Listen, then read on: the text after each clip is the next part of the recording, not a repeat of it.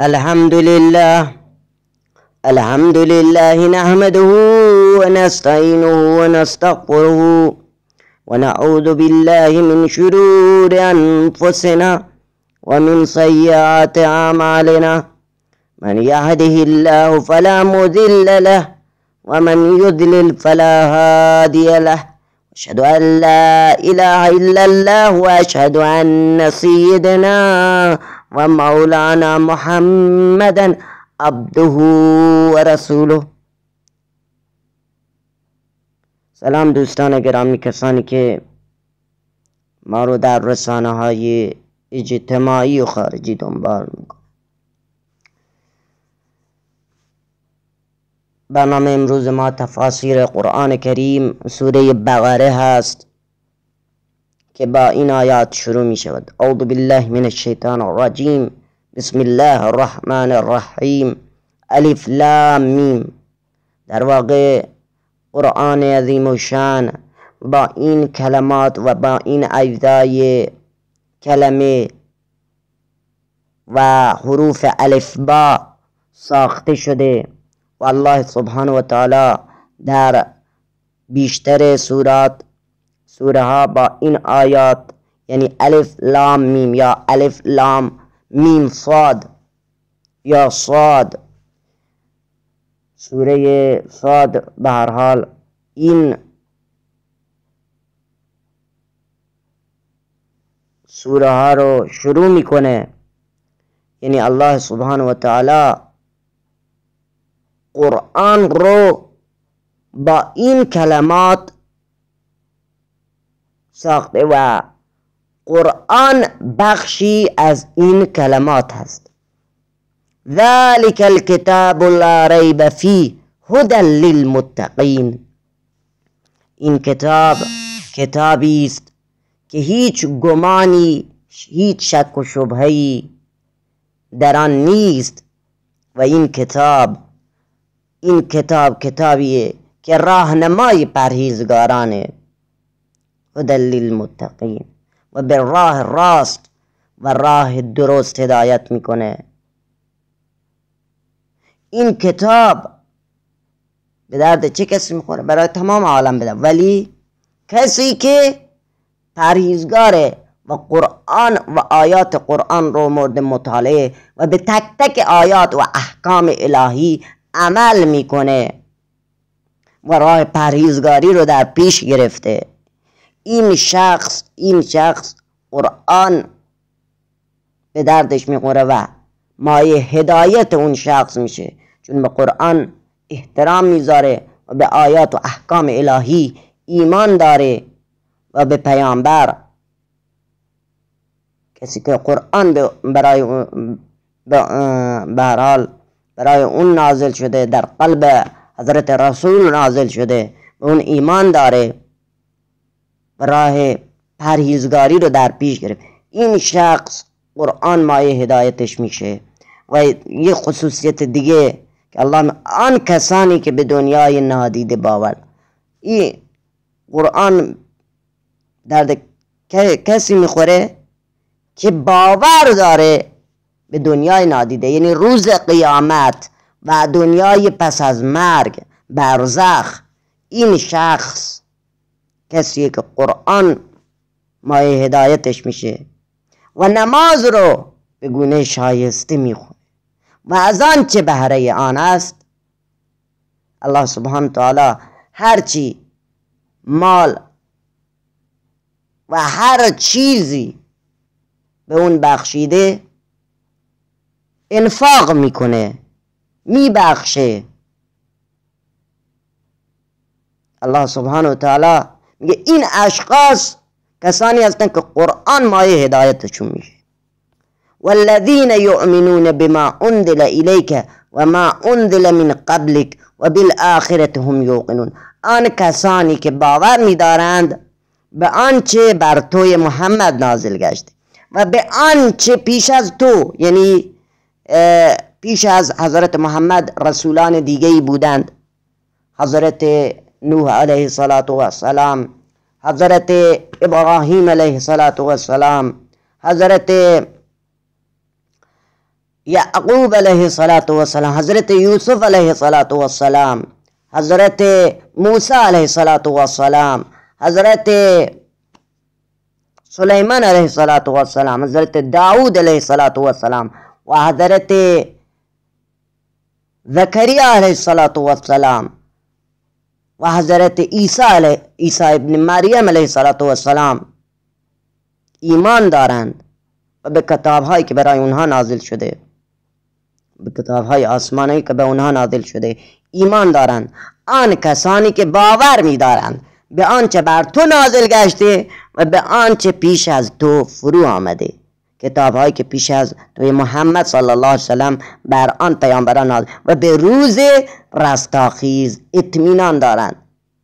در قلبشون میگن این واقعه قیامت و روز قیامت حتمی و قریب الوقوع است. این اشخاص کسانی هستند که قرآن مایه هدایت اونها شده و هر آیه‌ای برای آنها نفع و سود است. این اشخاص قرآن مایه هدایتشون شده. اولئک علی هدی من ربهم و اولئک هم المفلحون. این چنین کسانی، چه کسانی؟ کسانی که به روز رستاخیز ایمان آوردند و پیامبران پیشین و چیزی که برای اون کتاب‌های آسمانی که برای اونها نازل شده ایمان آوردند و ایمان پس از مرگ، قبر و روز رستاخیز، دنیای نادیده‌ای که به هر حال نمیدن. و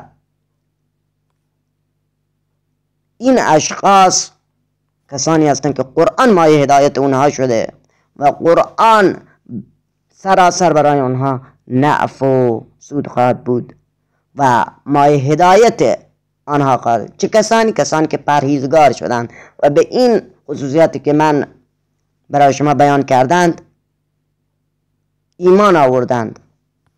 اولئک علی هدی من ربهم و اولئک هم المفلحون. این چنین کسانی هدایت دارند. چه کسانی؟ همینایی که من نام بردند، همین خصوصیات رو دارند و به روز رستاخیز، روز آخرت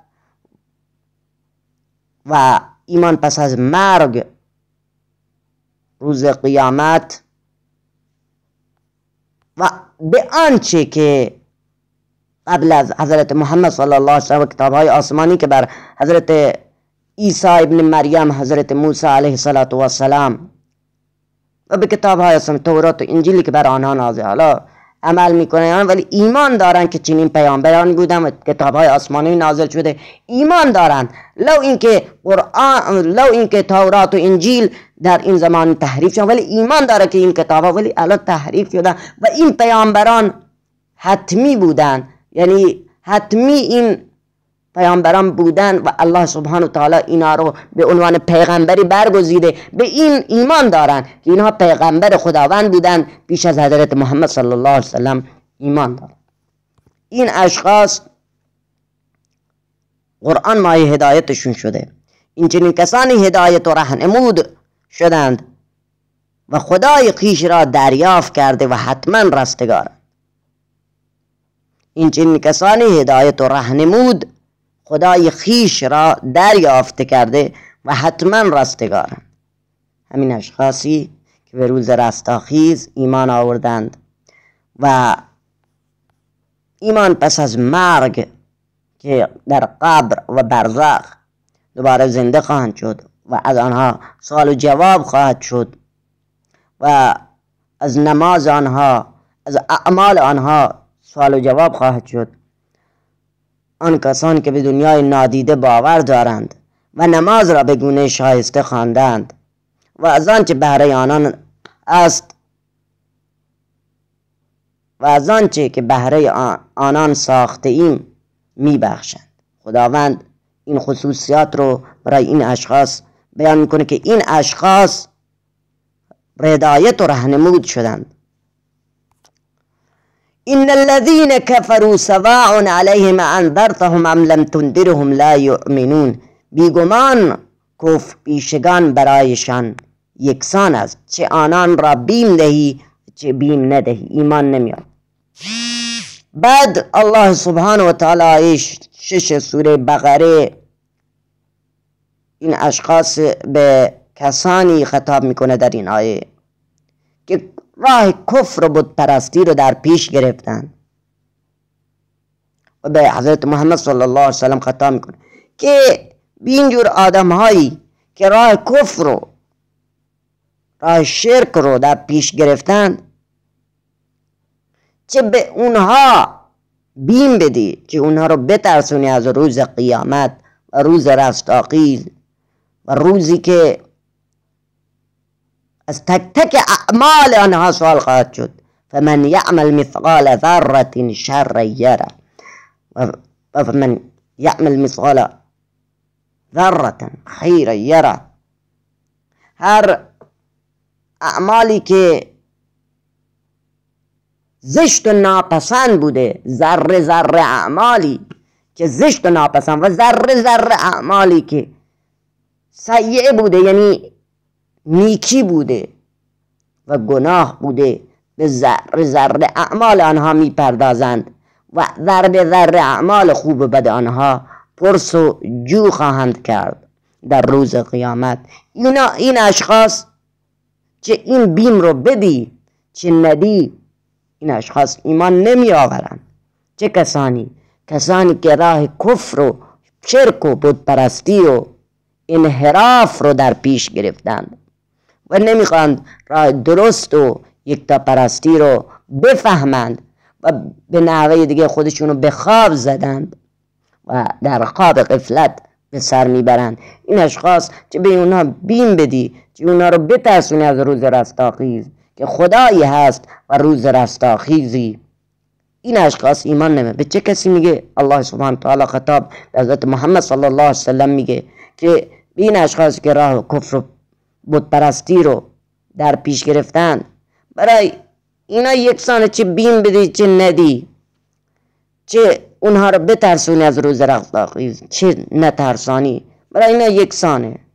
هر حرفی بزنی تو گوش اینها فرو نمیره و هیچ دردی رو دوا نخواهد کرد و ذره‌ای در قلب آنها اثر نمی کند.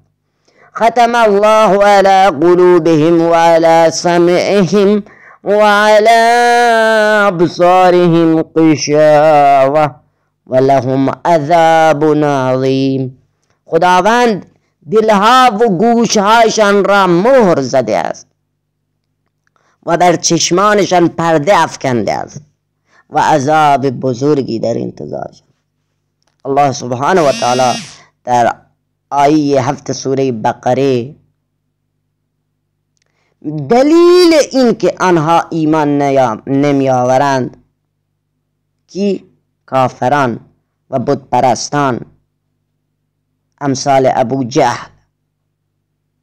دلیل این که اینا ایمان نمی آورند خداوند در این آیه دلیل این که خداوند در دلها و گوشهایشان مهر زده و بر چشمانشان پرده افکنده و عذاب بزرگی در انتظارشان است. سبحان الله.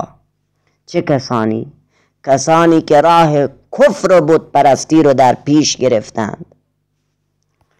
و من الناس من یقول آمنا بالله و بالیوم الآخر و ما هم بمؤمنین. در میان مردم دستی هستند که میگویند ما به خدا و روز رستاخیز باور داریم، در صورتی که باور ندارند و جز مؤمنان به شمار نمیان. میگه الله سبحانه و تعالی اینجا میاد برملا میکنه دسته از مردم رو که به دروغ میگن، مانند منافقان. به هر حال این اشخاص منافقن، زبانشون یک چیز دیگر میگه ولی در قلب آنها یک چیز دیگر. زبانشان یک چیز دیگه میگه ولی در قلبشان، در باطنشان، در وجود واقعیشان یک چیز دیگری است. در واقع اون حرفی که با هم میزنن دروغ و تمام فریب بازی و دروغ است. بله، الله سبحانه و تعالی اینجا میاد برملا میکنه دسته ای از مردم که با زبان، بله، با زبان ابراز میکنند که ما به خدا و روز رستاخیز باور داریم، در صورتی که باور ندارند و در باطنشان، در وجودشان یه چیز و جز مؤمنان به شمار نمیاد. این اشخاصی که میگن ما به روز رستاخیز ایمان داریم ولی در باطنشان، در وجود واقعیشان یه چیز دیگر، الله سبحانه و تعالی میگه این اشخاص من جز مؤمنان به شمار نمیارم و اینها جز مؤمنان نیستن. آیه 8 سوره بقره و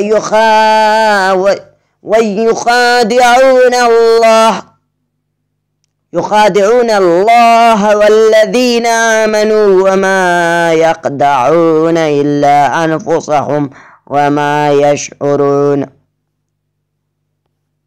اینان به نظرشان خدا و کسانی را گول میزنند که ایمان آورده اند، در صورتی که جز خود را نمیفریبند ولی نمیفهمند. کیا؟ همون دسته‌ای که آیه 8 نام بردن، این اشخاصی که میگن ما به خدا و رستاخیز ایمان داریم در صورتی که باور ندارند، در باطنشان یه چیز دیگری است. در واقع همون صفتی که ما میگیم آدم های درو که زبونشون یه چیز دیگه میگه و در باطن وجودشون یه چیز دیگه.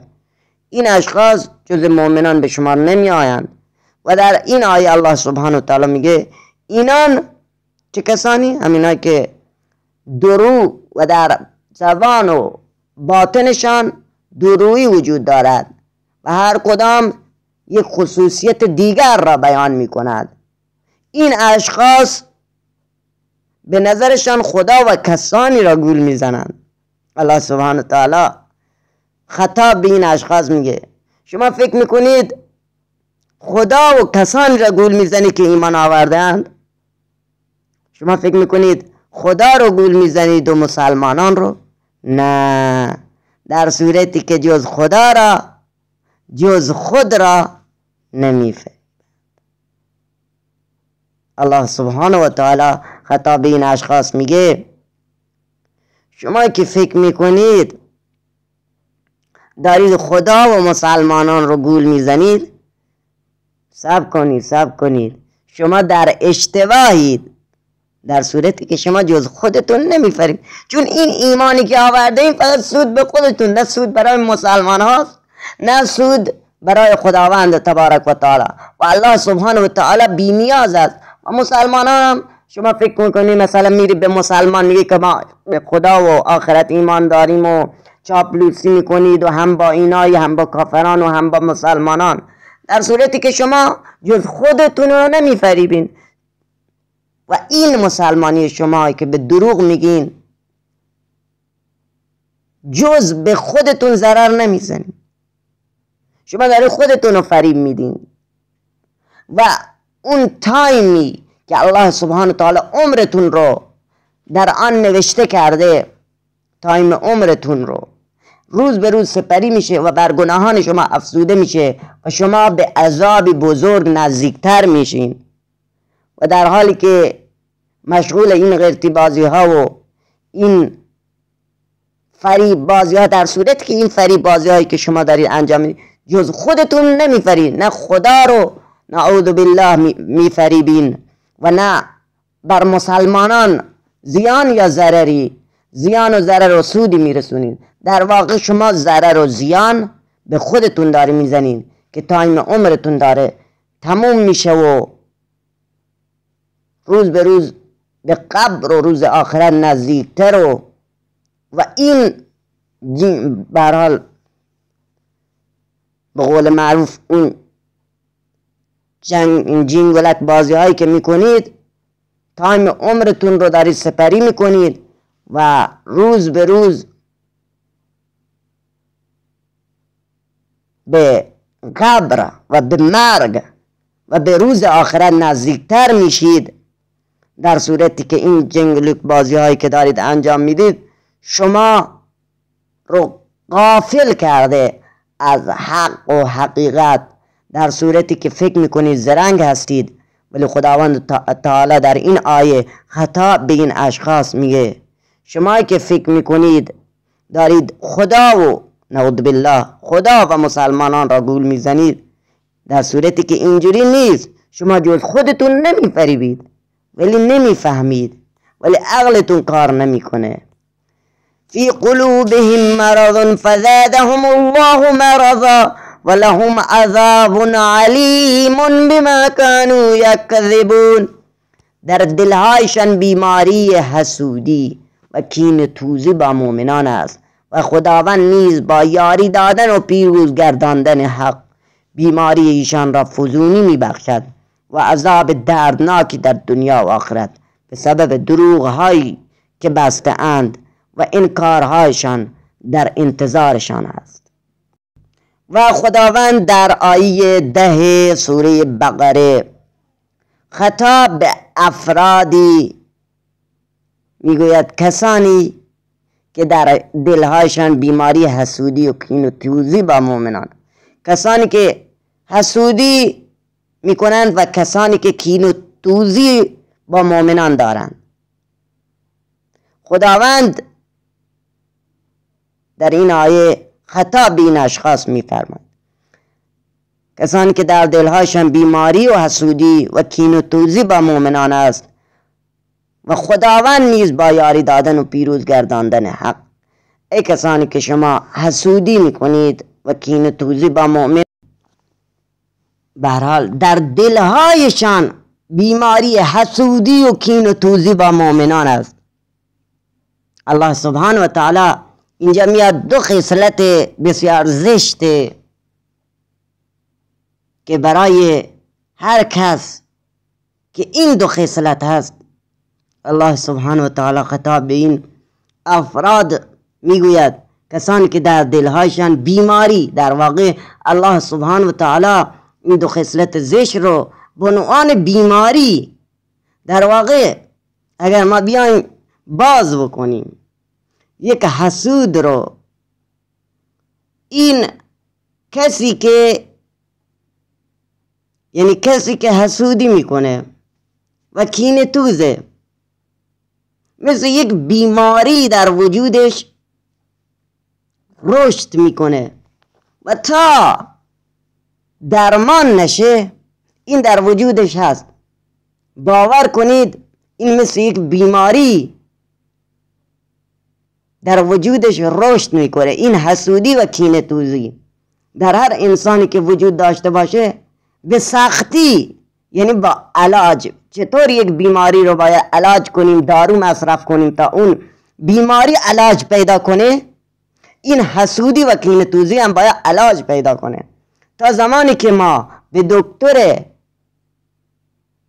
اون تخصص، این بیماری که ما داریم تخصص این بیماری، دکتر این بیماری مراجعه نکنیم، برای هر دکتری یک تخصص، مثلا یک دکتری تخصص مثلا زنان، یک دکتری تخصص بیماری سرطان، یک دکتری متخصص گوارش، یک دکتری تخصص قلب و عروق، هر کدوم یک تخصص و متخصص یک بیماری هستند و ما هم باید برای این دو بیماری، در حال کسی که حسودی و کینه توزی داره، الله سبحانه و تعالی این دو خصلت رو، این دو تا ویژگی نه، در واقع دو تا ویژگی زشت که در وجود هر شخص اگر باشد، الله سبحانه و تعالی خطاب به این دو ویژگی زشت میگوید بیماری. کسی که حسودی داشته باشه یک بیماری در وجودش هست، کسی که کینه توزی داشته باشه یک بیماری در وجودش هست که باید درمان بشود. و چه بد است که امروزه مسلمانی به مسلمان دیگر حسودی میکند، یک مسلمانی به مسلمان دیگر کینه دارد، کینه توزی میکند. در واقع الله سبحانه و تعالی آیه 10 این دوتا خصلت رو به عنوان بیماری هایی در وجود یک انسان خطاب می کند و چه بد است اگر مسلمانی به مسلمان دیگر کینه و حسودی کند. حالا می پردازیم به ادامه تفسیر این آیه. الله سبحانه و تعالی در زمان حضرت محمد صلی الله علیه وسلم کسانی که این دو ویژگی را داشتند میگوید کسانی که در دلهایشان بیماری حسودی و کینه توزی با مؤمنان است و خداوند نیز با یاری دادن و پیروز گردن. ای کسانی که شما حسودی میکنید کینه توزی میکنید با مؤمنان، خداوند با یاری دادن کسانی که شما حسودی میکنید با مؤمنان و کینه توزی دارید، الله سبحانه تعالی بازم یاری میرسونه به اون اشخاصی که به مؤمنانی که شما کافران حسودی میکنید و در قلبتون کینه نسبت به اونها هست، بازم من اونها رو پیروز میگردونم و اونها رو پیروز میکنم در میدان، در هر جبهه‌ای که باشه، اقتصادی، معنوی یا هر جبهه دیگر. الله سبحانه و تعالی میگه من مؤمنان رو پیروز میکنم در حالی که شما حسودی میکنید و کینه توزی. بدانید که من آنها رو رشد میدم تا حسودی شما روز به روز بیشتر بشه و کینه هم داشته باشید، بازم من مؤمنان رو پیروز میگردانم. الله سبحانه و تعالی میگه ای کسانی که در دلهای شما بیماری حسودی کینه توزی با مؤمنان است، خداوند نیز با یاری دادن و پیروز گردانند حق. الله سبحانه و تعالی پیروز میگرداند حق را و بیماری شما را فزونی میبخشد. ای کسانی که شما کینه توزی و حسودی رو در پیش گرفتید با مؤمنان، بدانید که الله با حق است و حق با مسلمانان است و آنها را پیروز میگرداند. و شما که حسودی دارید اونها رو روز به روز هیبت و عظمت میدهد تا چی؟ بیماری شما بیشتر بشه، حسودی شما بیشتر بشه. و موقعی که حسودی شما بیشتر میشه، الله سبحانه تعالی در ادامه آیه میگه بیماری ایشان، یعنی چه کسانی؟ کافرانی که حسودی و کینه توزی میکنند، در واقع خودشون رو شاید مثل منافقان که هم با مسلمان هم کافران، ولی در قلبشون یه چیز دیگه میگه و در قلبشون حسودی و کینه توزی با مؤمنان است. الله نسبت به آنها در این آیه اشاره میکند که شما که حسودی و کینه توزی، من بیماری شما رو فزونی میبخشم تا شما در حسودی وجودتون و کینه توزیتون روز به روز بیشتر بشه. ولی بدانید که من مسلمان ها رو روز به روز پیشرفت میدم تا حسودی و کینه توزی شما بیشتر هم بشه، بزا بیشتر بشه، ولی من با حقم. و بدانید چه کسانی که حسودی و کینه توزی میکنن با من، عذاب دردناکی در دنیا و آخرت. به سبب چی؟ به سبب دروغها و انکارشان در انتظار. و الله سبحانه و تعالی در ادامه آیه عذاب دردناک در انتظار حسود و کینه توز در دنیا و آخرت و به سبب دروغهایی. و اون حسودی و کینه توز مطمئن باشه دروغگو هم هست و در ادامه آیه دروغگو هم باید بپرهیزه. دروغگو دشمن خداست و انکارشان در انتظارشان است. الله سبحانه تعالی خطاب به اون کافرانی که حسودی و کینه توزی دارند با مؤمنان، و این اشخاص هم دروغگو بودند و در زمان جاهلیت حسودی میکردند با مسلمان ها، کینه توزی میکردند. و منافقانی که دروغ میگفتن با زبانشون ولی قلبشون یه چیز دیگه میگفت، درو بودن در آیه قبل که ما بیان کردیم. آدم های درو و منافقانی که با زبانشون ما میگفتن ما به خدا و روز آخرت ایمان در صورت که قلب و باطنشون یه چیز دیگه میگفت. در این آیه الله سبحانه و تعالی خطاب به اونها میگه این اشخاص که حسودی داشتن، کینه توزی میکردن و در آخر آیه میگه عذاب دردناکی در انتظار آنهاست به سبب دروغها و انکارهایشان، در انتظار آنها میباشد. وای که کینه توز و حسود، وای بر حسود و کینه توز. مسلمانان از این دو خصلت زشت بپرهیزید و اگر در وجودتون هست سعی کنید اون رو درمان کنید، مثل یک بیماری خطرناک و نادری که برای علاج اون بیماری به دکتر متخصص مراجعه میکنید. برای این دو خصلت و ویژگی بد که الله خطاب به اینها بیماری میگوید خودتون رو دور کنید و بپرهیزید و سعی کنید، اگر نمیتونید سعی کنید اونو علاج کنید و تلاش کنید برای دور کردن این دو خصلت زشت که الله سبحانه و تعالی میگه عذاب دردناکی در دنیا و آخرت برای این اشخاصی که این دو ویژگی حسودی و کینه توز رو نسبت به مسلمان دیگر دارند. و اذا قیل لهم لا تفسدوا فی الارض قالوا انما نحن مصلحون. هنگامی که بدیشان گفته شود در زمین فساد و تباهی نکنید، گویند ما اصلاحگرانی بیش نیست. الله سبحانه و تعالی به خطاب به آنها میگه هنگامی که بدیشان گفت، به که؟ به چه کسی؟ به کافرانی که پیش از حتی حضرت محمد صلی الله علیه وسلم بودند و در زمان جاهلیت عرب بودند. الله سبحانه و تعالی خطاب به همه کافران در هر کتاب آسمانی که گفته میگه هنگامی که بدیشان گفته شود، به چه کسی؟ به کافران، بت پرستان،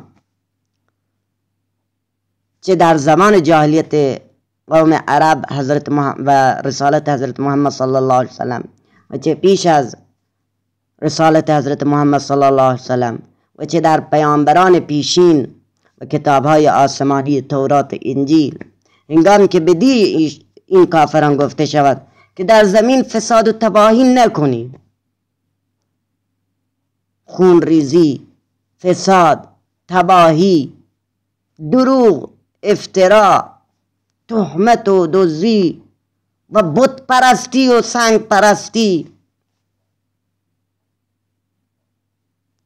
و رباخاری و تمام این گناهان بزرگ و کبیره که عرش خدا را به لرزه در میارد، این گناهان رو، این فساد و تباهی رو از خود دور کنید و اینها رو کنار بذارید و به حق و حق پرستی روی بیارید. میگن ما اصلاحگرانی بیش نیست. اونجا در وسط میان میگن ما اصلاحگریم، ما میخوایم مردم رو اصلاح کنیم و نه به حق رو میاریم و نه به ناحق. ما میخوایم اصلاحگریم، مثل الان که در حکومت ها اصلاحگر، اصولگر هست. در اون دنیا، در اون زمان هم اشخاصی بودن که خودشون رو اصلاحگر میدونستن. در دوران حضرت محمد صلی الله علیه وسلم و چه در دوران پیامبران پیشین این چنین اشخاصی بودن. الله سبحانه و تعالی در این آیه خطاب به این اشخاص میگوید الا انهم هم المفسدون ولكن لا یشعرون. هان ایشان بیگمان فساد کنندگان و تباه پیشگانند، ولیکن به سبب غرور و فریب خوردگی خود به فسادشان پی نمیبرند. این اشخاصی که در فساد و تباهی گرفتارند، در فساد و تباهی گرفتارند ولیکن نمیدونند، فکر میکنن ما راه حقیقت رو در پیش گرفتیم. در صورتی که شما اگر برید در کشورهای اروپایی یا آمریکای شمالی یا جنوبی، یک کافر بت پرست به یک کافر بت پرست بگید و شاید از دین مبین اسلام سخن بگویید، شاید اون اولش اون راهی که رفته قبلا و داره میره راهشو درست بدونه و بگه راه من حقیقت و درسته و من راه درست و اصلاحگری رو در پیش گرفتن و راه من بهترین راه هست، در صورتی که خودش نمیدونه که چه راه بدی رو انتخاب کرده و راه خراب و راه کج، ولیکن فکر میکنه که راه من درسته. الله سبحانه و تعالی به این اشخاص اینجوری میگه، در صورتی که اونها در فساد و گمراهی هستند و راه فساد و تباهی رو در پیش گرفتن، ولیکن به سبب غرور و فریب خوردگی خود به فسادشان پی نمیبرند. خطاب به این اشخاص میگه در زمان حضرت محمد صلی الله علیه وسلم و تا پیامبران پیشین هم این چنین بوده. شما ببینید در کشور اروپایی، همین مثالی که زدم شاید اینجوری باشه، در زمان حضرت محمد صلی الله علیه وسلم و پیامبران پیشین هم اینجوری بوده. الله سبحانه و تعالی خطاب به این اشخاص میگه اینهایی که در فساد و گمراهی و در بت پرستی و شرک قرار گرفتن و راه فساد و تباهی رو در پیش گرفتن، اینا فکر میکنن من راه درست رو دارم میرم، راه که راه راست، راه مستقیم و افکار درست و روشن فکری رو در پیش گرفت، ولیکن راه خراب و نادرست است ولی خودش نمیدونه، چون از زمان کودکی در همین راه بوده و اون مغزش با همین افکار و اون دیدی که داشته از کودکی همین دید و همین افکار بوده. ولیکن سخته که به این شخص بفهمونی که از کودکی راه نادرستی رو در پیش گرفتی و راه حق و راه درست این راهه، خیلی سخت است. برای همین این شخص میگه نه، 100%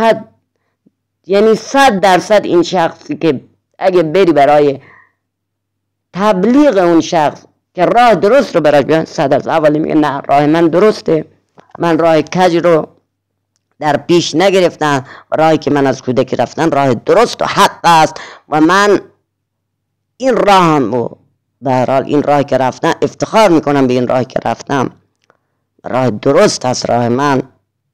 الله سبحانه تعالی در این آیه خطاب به این اشخاص میگه، در دوران حضرت محمد صلی الله علیه وسلم این چنین اشخاصی زیاد بودند. این اشخاص فکر میکردن ما اصلاحگریم، راه درست رو در پیش گرفتیم، به مردم هم حتی همون راهی که رفته بودن رو نشون میدادن. الله سبحانه تعالی خطاب به این اشخاص میگه ایشانی که بیگمان فساد کنندگان و تباه پیش، بیگمان یعنی بدون هیچ شک و تردیدی این اشخاص راه فساد و تباهی رو در پیش، ولیکن به سبب غرور و فریب خوردگی که در کودکی که هم با همین افکار بودن و همین فکر پیشینیانی که داشتن پدر بزرگ و مادر بزرگ، اینا فکر میکنن ما راه درست رو در پیش گرفتیم، در صورتی که الله سبحانه تعالی در این آیه برای اثبات انحراف اونها میگه ها ایشانی که بیگمان در فساد و گمراهی و تباهی در پیش گرفتن ولیکن به سبب غرور و فریب خوردگی خود به فسادشان پی نمیبرند. الله سبحانه تعالی خطاب این اشخاص وَإِذَا قِيلَ لَهُمْ آمِنُوا كَمَا آمَنَ النَّاسُ قَالُوا أَنُؤْمِنُ كَمَا آمَنَ السُّفَهَاءُ أَلَا إِنَّهُمْ هُمُ السُّفَهَاءُ وَلَكِنْ لَا يَعْلَمُونَ. هنگامی که بدانان گفته شود ایمان بیاورید همان گونه که توده مردم ایمان آوردند گویند آیا همانند بیخردان ایمان بیاورین؟ هان ایشان بیخردانند ولیکن نمیدانند که نادانی و بیخردی منحصر بدیشان و محدود بدانان است. الله سبحانه و تعالی خطاب به این اشخاصی که در انحراف بودند در آیه پیش بیان کرد، این اشخاصی که برید مثلا برای دعوت و تبلیغ آنها میگه راه درست راه حق این است و شما در انحراف بودید در دوره پیامبر و در دوره دعوت پیامبر صلی الله علیه وسلم در حال به آنان تبلیغ میشد، اونها رو به راه درست میخواستن بکشه. حضرت رسول و اصحاب کرام وقتی که هنگام که بدانن گفته شد ایمان بیارید بیایید راه درست رو انتخاب کنید، این راهی که رفتی شما انحراف بوده، راه پدر بزرگ شما انحراف بوده و راه درست راه یکتا پرستی رو در پیش بگیرید. اینا در جواب میگن ما همانند اون کسانی که بی عقل بودن، یعنی هیچ خردی نداشتن هیچ فکری نداشتن، ایمان بیاریم؟ پیامبر و اصحاب کرام میرفتن برای تبلیغ اونها گفتن ایمان بیاری، همون جوری که اصحاب کرام ایمان آوردن و بیشتر مردم ایمان آوردن شما هم بیایید ایمان بیار. بیخردان اون کسانی که فکر میکنن ما خردمندیم، در صورتی که بیخرد ترین آدم ها همون اشخاصی هستند که ایمان و راه درست و راه اسلام قبول نمیکنن. اونا در جواب میگن ما بیایم ایمان بیاوریم مانند بیخردان و بیعقلان؟ هان ایشان بیخرد الله سبحانه تعالی، اینان که فکر میکنن ما خردمندیم و ما عقل و روشن فکری، مانند مثلا اروپایی ها که اگه بری برای تبلیغ میگن نه من از کودکی راه مثلا فکر میکنم من راه روشن فکری رو، مثلا تو این دوره مثلا این اشخاصی که اگر مثلا بری دعوت مثلا خودشون روشن فکر میدونن در صورتی که روشن فکر نیستن، در اون موقع اونها همین فکر رو میکردن. ببینید در جواب میگه آیا ما همانند بیخردان ایمان بیاریم؟ خودشون بالات خودشون روشن فکر میدونن، در صورتی که الله در جواب به اینها میگه ایشان بیخردانند ولیکن میگن بیخرد خود اونان، در صورتی که نمیدونن که نادانی و بیخردی منحصر بدیشان و محدود بدن، یعنی بیخردترین آدم ها خود اونها هستند و اصلا بیخردترین بیخردان در تمام بشریت الله سبحانه تعالی در این آیه با آنها میگه بیخردترین آدم ها خود اونها بودن، نادانترین آدم ها خود اونها بودن که از اسلام روی گردان بودن و بیخردی منحصر بدیشان و محدود به آنان. الله سبحانه تعالی خطاب به همه در واقع آدم هایی که فکر میکنن راه حق رو در پیش گرفتن ولی تمام و کمال به ناحقن و خودشون رو روشن فکر و خردمند میدونن، در صورتی که بیخردترین آدم ها خود اونا هستن. این ضرب المثلی که میگه هر کسی به دیگری بگه نادون تر از اون خودشه، به هر حال اون هم ضرب المثل است که تو به هر حال توی محدوده ما این قدیما میگفتم و هر چیز مثلا به دیگری خطاب کنی مطمئن باید خودت دیگه.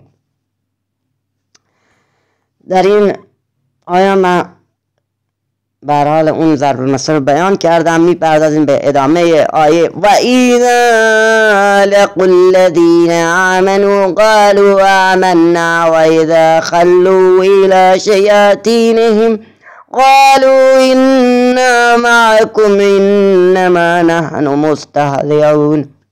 وقتی که منافقان با مؤمنان روبرو میگردند میگن ما هم ایمان آوردیم، هنگامی که با رؤسای شیطان یعنی با کافران صفت خود به خلوت می نشینند، میگویند ما با شماییم و مؤمنان را مسخره می نمایند. الله سبحانه تعالی یکی از صفات منافقان رو در این آیه بیان میکنه که دورویی هست. در آیه قبل هم بیان کردیم وقتی که منافقان با مؤمنان روبرو میشن میگم ما ایمان آوردیم به خدا و روز رستاخیز و پیامبر صلی الله علیه وسلم، ولی مثلا هنگامی که میرن با رؤسای شیطان صفت، با کافران، با رؤسای مثلا قبیله قریش در زمان جاهلیت، میگه ما با شماییم و مؤمنان رو مسخره میکنیم و به اونها میخندن و پشت سر اونها غیبت و هزار بهتان و دروغ میگن. این اشخاص منافقن. دورویی صفت منافقانه. مطمئن باش برترین منافقان کسانی هستند که دورویی میکنن. برای یکی از صفت منافقان، بزرگترین صفت منافق دورویی است. لذا از دورویی یک مسلمان باید بپرهیزه. هست در این زمانه مسلمانانی که دوتا مسلمان دیگر رو با دورویی خودشون به جنگ میدند، یعنی کاری میکنن که ما بین آنها خراب بشود و ما بین آنها دعوا شکل بگیرد در میان دو مسلمان و یک مسلمانی که میاد این چنین کاری میکنه، این صفت منافقان رو در پیش گرفته.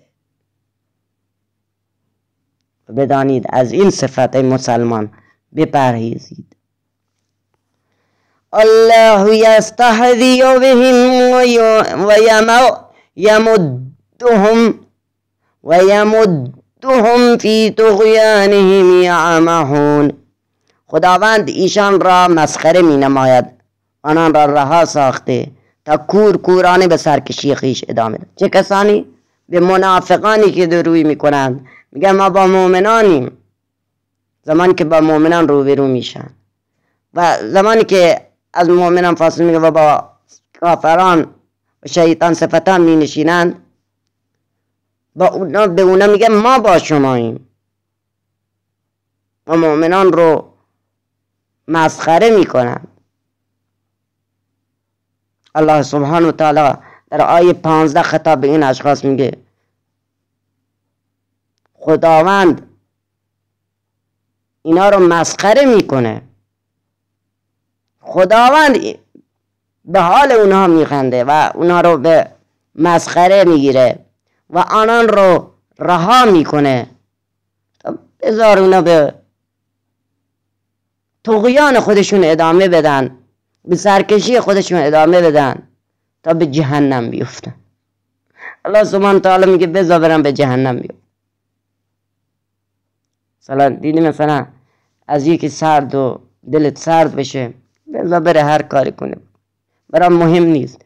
الله سبحانه و تعالی خطاب این اشخاص هم همین سردی اتفاق میفته و الله سبحانه و تعالی میگه بذار برن به طغیانشون ادامه بدن تا به جهنم بیفتن. و الله سبحانه و تعالی اونا رو رها میکنه. و چه بد است الله سبحانه و تعالی از یکی دل سرد بشه و اون شخص رو رها بکنه تا هر کاری دوست داره بکنه تا به أولئك الذين اشتروا ضلالة بالهدى فما ربحت تجارتهم وما كانوا مهتدين. اینان راهنمودهای پروردگار را به بهای گمراهی فروختند و چنین بازرگانانی و معامله آنان سودی در بر ندارد و راه یافتگان طریق حق و حقیقت به شمار نمیاد. چه کسانی که درویی راه درویی، منافقانی که راه درویی رو در پیش گرفتن، منافقن راه درویی رو در پیش گرفتن و با مؤمنان میگه ما با شماییم، با خدا و رسول و روز رستاخیز ایمان. در صورت که میرن با شیطان صفتان میشینن به خلوت میگه ما با شماییم و مؤمنان رو مسخره میکنن. الله سبحانه و تعالی خطاب به اینها میگه اولئک الذین اشتروا ضلالة بالهدى فما ربحت تجارتهم و ما كانوا مهتدین. اینان راهنمودهای پروردگار را به بهای گمراهی فروختند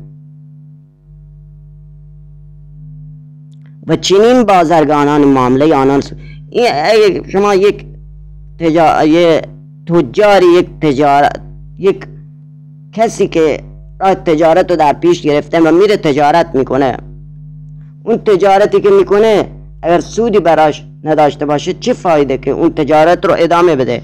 الله سبحانه تعالی این مثال رو برای این منافقان میزنه که میگه این بازرگانان و معامله آنان سودی در بر ندارد. این شخصی بره تجارت کنه و تجارتش به حال سودی نداشته باشه اون رو ادامه بده، این اصلا دارای خرد این شخص که بره تجارت کنه ولی اون تجارت سودی در بر نداره. الله سبحانه و تعالی به این اشخاصی که منافقن خطاب به اینها میگه شمایی که راهنمودهای پروردگار رو به بهای گمراهی فروخته اید و چنین بازرگانانی و معامله آنان سودی در بر ندارد. کسانی که راهنمودهای پروردگار مثل منافقان رو به بهای گمراهی فروخته و چنین بازرگانانی بر معامله آنان سودی به حال اونا نداره و راه یافتگان طریق حق و حقیقت به شمار نمیاد و جز راه یافتگان نیستند و طریق حق و حقیقت به شمار نمی آیند. این اشخاص چه اشخاصی؟ کسانی که منافقن و با مؤمنان روبرو میگردند و میگویند ما با شماییم و هنگامی که میرن با شیطان صفتان به اونها میگن ما با شماییم و مؤمنان رو مسخره میکنن. الله سبحانه تعالی اونها رو رها میسازه تا در گمراهی خود سرکشی خود ادامه بدن و اینجا میگه الله سبحانه تعالی اینان کسانی که راهنمودهای پروردگار رو به بهای گمراهی فروختن، کسانی که به خاطر نفع دنیا برحال فکر میکنن مثلا ما اگر این بت پرستی و شرک خودمون رو اون سود ما از بین میره و اون جایگاه